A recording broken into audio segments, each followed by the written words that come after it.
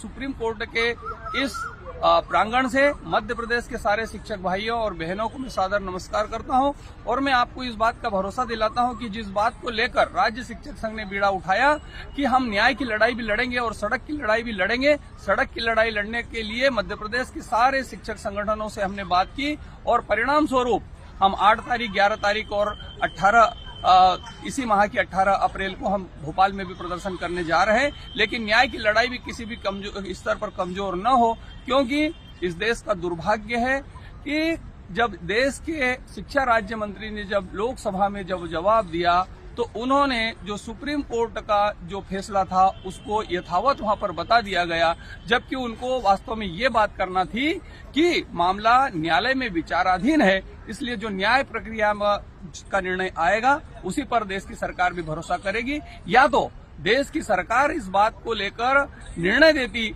अध्यादेश लाती कि जो आरटी एक्ट जो लागू हुआ 2009 उसके पहले के जितने भी शिक्षक थे उनके लिए आरटी के नियमों के तहत शिक्षकों की पात्रता परीक्षा नहीं ली जाएगी।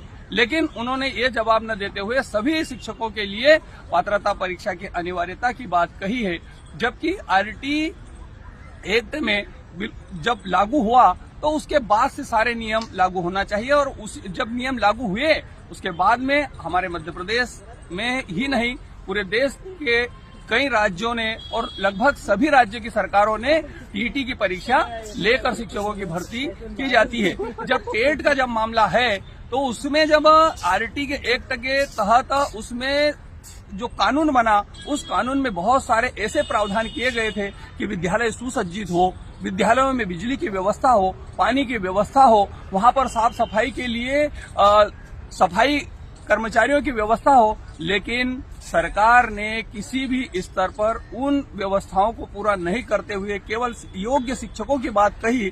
मैं आपसे इस देश के सारे शिक्षकों से मैं आग्रह करना चाहता हूं कि क्या हम योग्य नहीं रहे? यदि योग्य नहीं होते तो देश में हमारी नौकरी से लगाकर 2009 तक की जो बात सरकार कर रही, क्या यहां तक केस पढ़ाए हुए हमारे विद्यार्थी योग्य नहीं बने हैं? आज देश के कई क्षेत्रों में हमारे साथियों के द्वारा पढ़ाए हुए विद्यार्थी देश में श्रेष्ठ पदों पर कार्य करते हुए देश सेवा में लगे हुए हैं।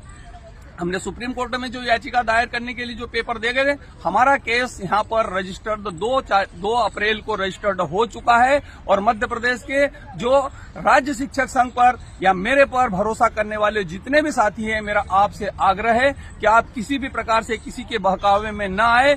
ये बार बार बात आती है कि व्यक्तिगत फाइलें दर्ज की जाएगी, ये निश्चित रूप से उनको बहकाने का काम है। कोई इसमें ज्यादा चिंतित न हो। जब एक याचिका लग गई है तो उसी के अनुरूप पूरे देश के निर्णय आएंगे।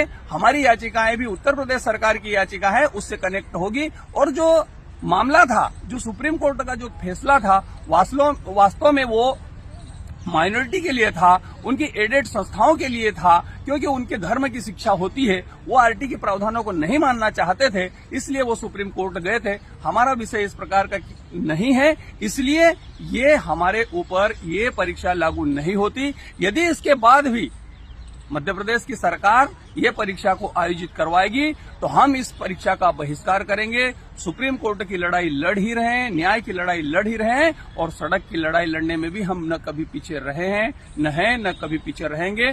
शिक्षकों से मेरा आग्रह है, मेरा निवेदन है कि किसी भी प्रकार से वो भयभीत न हो, वो चिंतित न हो, उनकी नौकरी पर आंच नहीं आने दी जाएगी। इस बात का उनको मैं भरोसा दिलाता हूं। हमारा केस यहां पर दर्ज हो चुका है, उसकी जल्दी ही हियरिंग होगी। जब हियरिंग होगी तो उस विषय में आपसे और मैं चर्चा करूंगा। इसलिए आज आपसे पुनः मैं दिल्ली से सुप्रीम कोर्ट के इस न्याय के मंदिर से आपसे मैं बात कर रहा हूं और आपसे आग्रह करता हूं कि आप बिल्कुल भी चिंतित न हो, भयभीत न हो। हमारा केस यहां पर दर्ज हो चुका है, फैसला हमारे पक्ष में आएगा, इसलिए आप सब निश्चिंत रहे। बहुत बहुत धन्यवाद। जय हिंद, जय भारत, भारत माता की जय। आदरणीय मैं अशोकनगर जिले के अध्यापक साथियों की लड़ाई लड़ने के लिए आज भारत देश के न्याय के सबसे बड़े मंदिर में आकर खड़ा हुआ हूं और आज हमने अशोकनगर जिले के अध्यापकों के हितों की रक्षा के लिए एमए रिव्यू पिटीशन दायर की है, जो एस.के. गंगेले के जो हमारे हाईकोर्ट के और ग्वालियर हाईकोर्ट के ग्वालियर हाईकोर्ट के और जबलपुर हाईकोर्ट के पूर्व जज रहे हैं। मेरे साथ आदरणीय जलाध्यक्ष हमारे रामगोपाल तिवारी जी, मैं दिलीप रघुवंशी जी, प्रकाश राय जी और जय मनोज चौरसिया जी। अब अपनी गोपाल जी बात रखें। तो सरकार ने जो परीक्षा का वो रखा है उसके तारतम्य में हमने एक रिव्यू पिटीशन फाइल की है और एक IR भी लगाई है और MA भी लगाई है और हम चाह रहे हैं कि अब सड़क पे आंदोलन भी होगा। और जय हिंद जय भारत। हर अध्यापक अपनी कहीं न कहीं भूमिका अदा करके इस बड़ी से बड़ी लड़ाई को जीतने में अपना योगदान दे सकता है। कोई भी व्यक्ति अगर घर बैठा है तो वो सबसे बड़ा